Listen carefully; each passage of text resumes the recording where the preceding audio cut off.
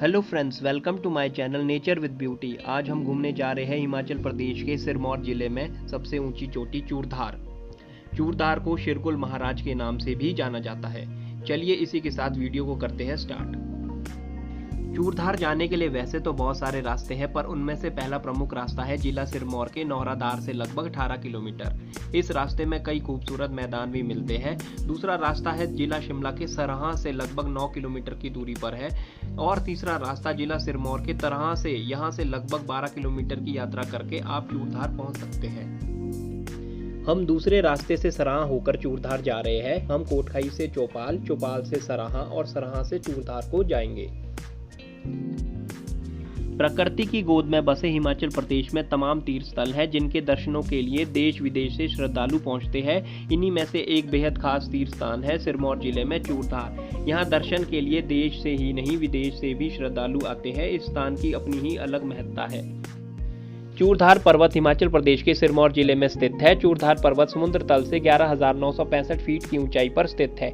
यह पर्वत सिरमौर जिले की सबसे ऊंची चोटी है। फ्रेंड्स, हम थोड़ी ही देर में चौपाल पहुंचने वाले हैं। तब तक हम गाड़ी से ही कुछ प्राकृतिक दृश्यों कैप्चर कर रहे हैं। फ्रेंड्स, अब हम सराहा पहुंच चुके हैं। हमने गाड़ी को पीछे ही पार्क कर दिया है। अब हमारी पैदल यात्रा यहां से शुरू होती है।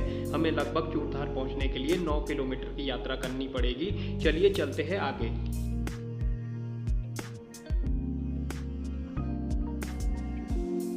अब हमें यहाँ से लेफ्ट साइड के रास्ते से आगे जाना है। आपको यहाँ लोहे का छोटा सा पुल दिखाई दे रहा होगा। हमें इस पुल से होकर आगे जाना है। सामने आप देख रहे हैं ये पानी पुल के नीचे से होकर आगे की तरफ जा रहा है। यहाँ नीचे काफ़ी सारा पानी इकट्ठा भी हो गया है। यहाँ पे आसपास की कुछ महिलाएं कपड़े धो रही है। आपको सामने ये छोटा सा रास्ता दिखाई दे रहा होगा। हमें इस छोटे से पैदल रास्ते से आगे जाना है। चलिए गाइस, आगे चलते हैं।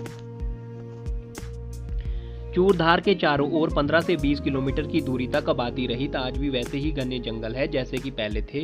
यह विशाल वन तीर्थ यात्रियों व ऋषि मुनियों का मन मोह लेते हैं। इस पर्वतमाला में अत्यंत महत्वपूर्ण औषधियां भी उपलब्ध है। हिमाचल प्रदेश के सिरमौर जिले में सबसे ऊंची चोटी चूड़धार को ही शिरकुल महाराज के नाम से जाना जाता है।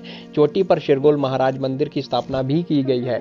इन्हें सिरमौर और चौपाल का देवता माना जाता है। यह मंदिर प्राचीन शैली में बना है, जिससे इसकी स्थापना काल का पता चलता है। यहाँ वर्ष भर सैलानियों का तांता लगा रहता है। इस देवस्थान को ट्रैकिंग के लिए भी जाना जाता है। ये देखिए फ्रेंड्स, आपको यहाँ मक्की के पौधे दिखाई दे रहे होंगे। बहुत सारे मक्की के पौधे लगे हुए हैं। अभी ये मक्की खाने के लिए तैयार नहीं है। सर्दी के मौसम में मक्की यानी भुट्टा खाने में बहुत ही आनंद आता है। सामने आप सेब के पेड़ देख रहे होंगे। इन पे नेटिंग की गई हुई है। ये नेटिंग ओलों से बचाव के लिए की जाती है। अब हम पहुंच चुके हैं एक खुली सी जगह पे। यहाँ एक छोटा सा मैदान है और आसपास आप कुछ गाड़ियां और दुकानें भी देख सकते हैं। यहाँ आप रुककर जलपान इत्यादि कर सकते हैं। सामने आप कुदरत के बेहतरीन नज़ारे भी देख सकते हैं। शिरकुल महाराज मंदिर को लेकर पौराणिक कथा में शिव भक्त चूरू और उसके बेटे का जिक्र मिलता है। कथा के अनुसार चूरू अपने पुत्र के साथ इस मंदिर के दर्शन के लिए आया था। उसी समय अचानक एक बड़ा सा सांप ना जाने कहां से आ गया। देखते ही देखते वह सांप चूरू और उसके बेटे को काटने के लिए आगे बढ़ा। तभी दोनों ने भगवान शिव से अपने प्राणों की रक्षा करने की प्रार्थना की। कुछ ही क्षणों में एक विशालकाय पत्थर उस सांप पर जा गिरा। कहते हैं कि चूरू और उसके बेटे की जान बचने के बाद दोनों ही भगवान शिव के परम भक्त हुए। इस घटना के बाद से मंदिर के प्रति लोगों की श्रद्धा बढ़ती गई। साथ ही इस जगह का नाम चूड़धार के नाम से प्रसिद्ध हो गया। इसके अलावा चट्टान का नाम चूरू रख दिया गया। कहा जाता है कि हिमाचल प्रवास के दौरान आदि शंकराचार्य ने इस स्थान पर शिवलिंग की स्थापना की थी। इस स्थान पर एक चट्टान भी मिलती है, जिसे लेकर यह मान्यता है कि यहाँ पर भगवान शिव अपने परिवार के साथ रहते थे। मंदिर के पास ही 2 बावड़ियां है। मंदिर जाने वाले सभी श्रद्धालु पहले बावड़ियों में स्नान करते हैं, उसके बाद मंदिर में प्रवेश करते हैं। आपको सामने दिख रहा होगा पेड़ों से घिरा हुआ जंगल। बहुत ही लुभावना दृश्य है। विशाल देवदार और देवदार के पेड़ों से घिरा हिमाचल प्रदेश में एक छिपा हुआ खजाना है। इस ट्रैक पर घने जंगल है जो कि देवदार, स्प्रूस और कई अन्य पेड़ों से भरे हुए हैं। यदि आप चूड़धार की अपनी यात्रा का आनंद लेना चाहते हैं तो आपको मई जून के महीने में यहाँ आना चाहिए। इसके अलावा आप मई से नवंबर के बीच भी यहाँ आ सकते हैं। अप्रैल के महीनों से सर्दियों की मोटी बर्फ पिघलनी शुरू हो जाती है। यदि आप इस महीने में चूड़धार का दौरा करते हैं तो आप काफ़ी भाग्यशाली होंगे। इस महीने में आप चूड़धार चोटी पर एक भारी बर्फ के आवरण को देख सकते हैं। मई के महीने में बर्फ पिघलना शुरू हो जाती है, इसलिए इस महीने में यहाँ बर्फ नहीं होती, जिससे ट्रैकिंग आसान हो जाती है। इसके अलावा आप फुल ब्लूम में रोडोडेंड्रॉन के साथ एक जादुई दृश्य देख सकते हैं। अगस्त और सितंबर के महीने में क्षेत्र के वनस्पतियों के लिए मानसून के मौसम के रूप में जाना जाता है। आपको इन महीनों में फूल और नरम हरी घास के साथ ट्रैकिंग करने को मिलेगी। अक्टूबर में चूड़धार का तापमान कम होने से आसमान साफ रहता है और आप इस खूबसूरत जगह की सुंदरता का आनंद ले सकते हैं। नवंबर महीना आप सभी के लिए है जो बर्फ में ट्रैकिंग करना पसंद करते हैं। यह महीना आपके लिए आदर्श है क्योंकि चूड़धार चोटी आमतौर पर साल के इस समय तक बर्फ की मोटी कालीन से ढक जाती है। ये देखिए फ्रेंड्स, यहाँ पे कुछ भेड़ें घास खा रही है। ऊपर की ओर आप देखोगे तो आपको कुछ बकरे बकरियां भी नजर आएगी जो इस सुंदर पहाड़ी में घास चर रही है।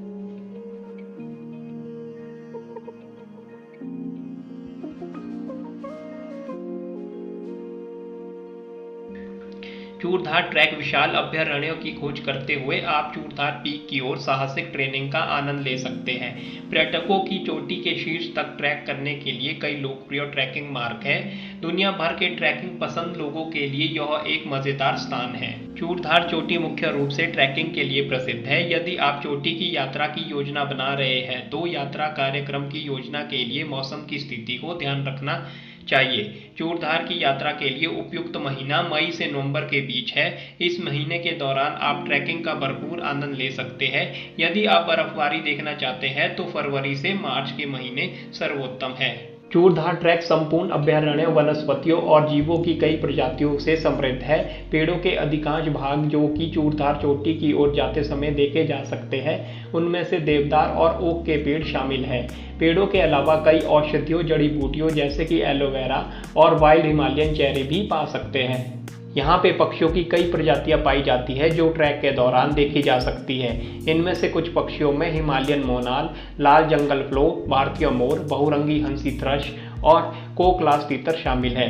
यहाँ पे कई प्रकार के जानवर भी दिखाई देते हैं, जिनमें से मस्क हिरन, भौंकने वाला हिरन, तेंदुआ, जंगली सुअर, पीका और एशियाई काले भालू शामिल है। समुद्र तल से 3647 मीटर की ऊंचाई पर स्थापित भगवान शिव की यह मूर्ति स्पष्ट रूप से गवाही देती है कि भगवान तक पहुंचना कभी आसान नहीं होता।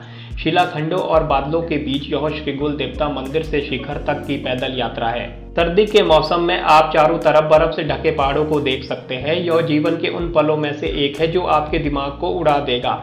ऐसे पल जो आपके यह सोचने पर मजबूर कर देगा कि हम अपनी माँ की प्रकृति के सामने कितने छोटे हैं और हमारे कंफर्ट जोन से परे क्या है और हम हमेशा इसे अपनाने के लिए तैयार रहेंगे।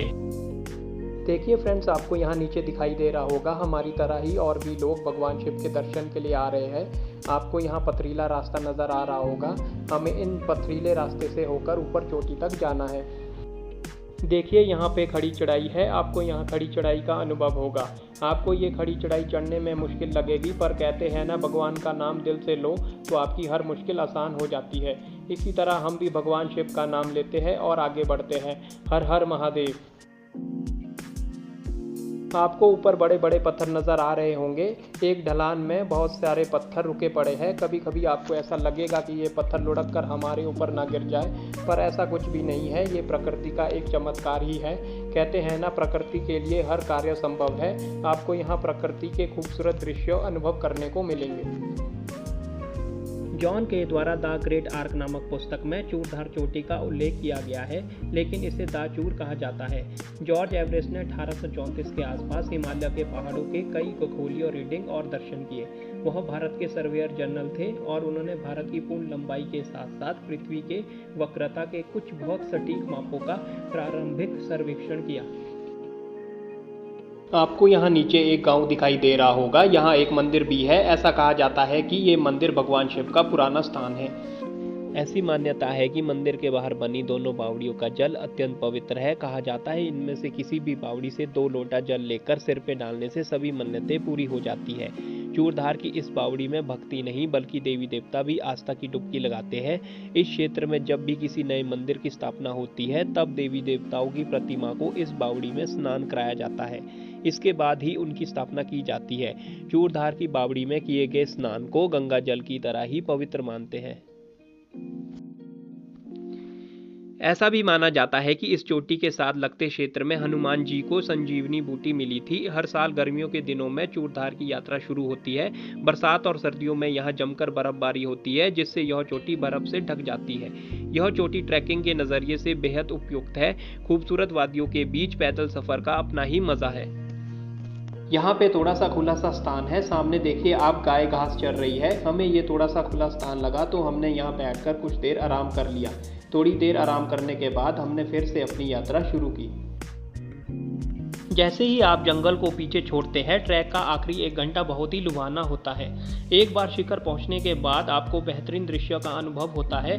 दिन में आप बद्रीनाथ और केदारनाथ, गंगा बैसिन, सतलुज नदी, शिमला, चैल, कुफरी, कसौली और चक्राता तक के सभी रास्ते देख सकते हैं। ये देखिए फ्रेंड्स, आपको ऊपर वहाँ त्रिशूल दिखाई दे रहा होगा। इसका मतलब कि हम भगवान शिव की प्रतिमा के पास पहुँचने वाले हैं। चलिए फ्रेंड्स चलते हैं ऊपर और भगवान शिव के दर्शन करते हैं। फ्रेंड्स अब हम पहुंच गए हैं भगवान शिव की प्रतिमा के पास। ये शिव भगवान की प्रतिमा है। भगवान शिव को हम सबका कोटि कोटि प्रणाम। शिरकुल महाराज मंदिर में दर्शन करने वाले श्रद्धालुओं की सारी मन्नतें तो पूरी होती ही है, साथ ही अगर वो किसी उलझन या परेशानी में होते हैं तो उन्हें उसका समाधान भी आसानी से मिल जाता है। यह समाधान उन्हें मंदिर के पुजारी देते हैं। कहा जाता है कि वह सभी बातें सुनने के बाद शिरकुल महाराज को साक्षी मानकर समाधान बताते हैं।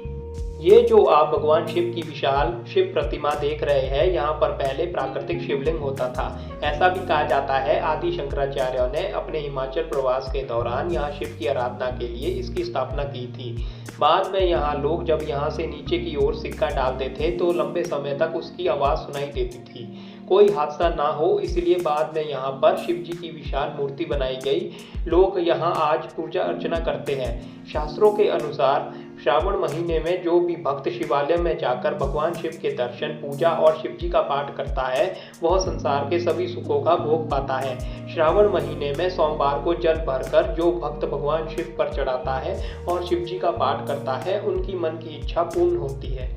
शिव जी की विशाल मूर्ति सिक्का डालने वाली जगह पर बनाई गई है। सावन के महीने में भगवान शिव की आराधना होती है। कहते हैं सावन के माह में भगवान शिव की पूजा से मनोकामना पूर्ण होती है। सिरमौर के चूरधार के शिरकुल महाराज भी शिव जी के रूप में पूजे जाते हैं। उनकी आराधना के लिए श्रद्धालु दूर दूर से सावन की बारिश और खड़ी चढ़ाई के बावजूद यहाँ पहुंचकर मन्नतें मांगते हैं।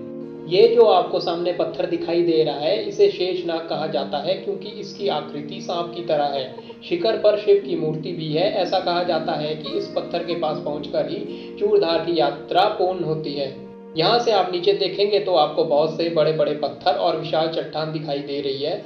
आप यहाँ से नीचे की ओर देखेंगे तो आपको अधिकतम ऊंचाई का अनुभव होगा। फ्रेंड्स ये थी हमारी चूरधार की यात्रा जो सफल और मंगलमयी रही और हमें भगवान शिव का आशीर्वाद प्राप्त करने का सौभाग्य मिला। हमने यहाँ की हसीन वादियों का लुत्फ भी उठाया। यहाँ आकर आपको शांत वातावरण महसूस करने को मिलेगा। अंत में मैं यही कहना चाहूँगा, आप जब भी चूरधार की यात्रा करें आप यहाँ आए तो सफाई का ज़रूर ध्यान रखें। जो हम अपने साथ खाने पीने का सामान लाते हैं जैसे कि चिप्स के पैकेट, पानी की बोतल इत्यादि, इन सभी चीज़ के खाली पैकेट या बोतल इधर उधर ना फेंकें। आपसे निवेदन है कि आप इस खूबसूरत जगह को साफ रखने और पर्यावरण को शुद्ध रखने में अपना ज़्यादा से ज़्यादा सहयोग दें। इसी के साथ वीडियो को करते हैं समाप्त। अपने आसपास सफाई रखें। तब तक take care, see you guys again.